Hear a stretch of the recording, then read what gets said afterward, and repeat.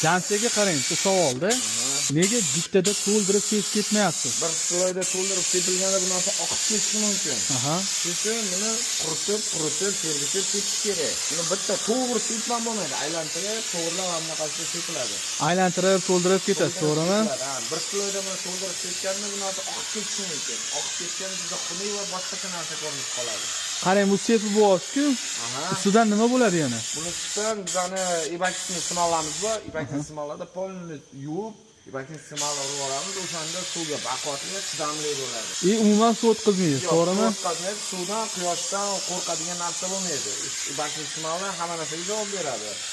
Kafolati qanaqa buni, aka? Kafolati umrning oxirigacha yetadi. O'pirib, malatot bilan urib tashlamasa, suv, issiq, sovuqqa hech qanday qo'rqmaydi. Bemalol yetadi, to'g'rimi?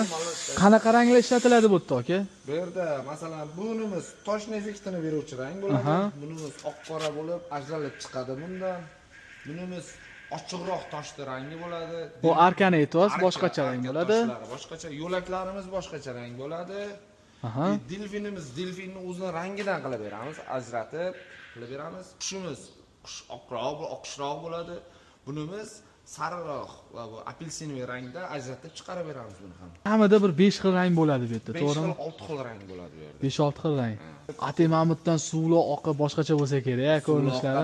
Chiroyli bo'ladi. Bu bitgandan keyin yana bir qayta videosini qo'yib beramiz, o'shanda ko'rib baho beramiz. Xudo xolasa necha kunda bitadi bu joyingiz? 2 kun, uzoq 3 kunda bitkazamiz bu joyni. Keyin qarang, bitta savol bor.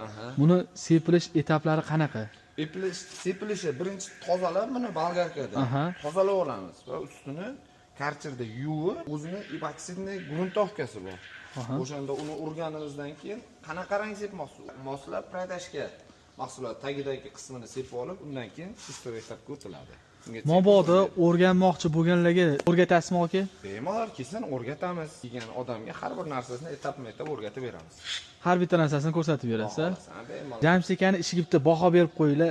Like bosib turib, kommentariyada qanaqa chiqayotganini ham aytib qo'yinglar. Bemalol ko'ramiz, mana bitgandan keyin to'liq videosini qo'yib boramiz. Xudo xolasa.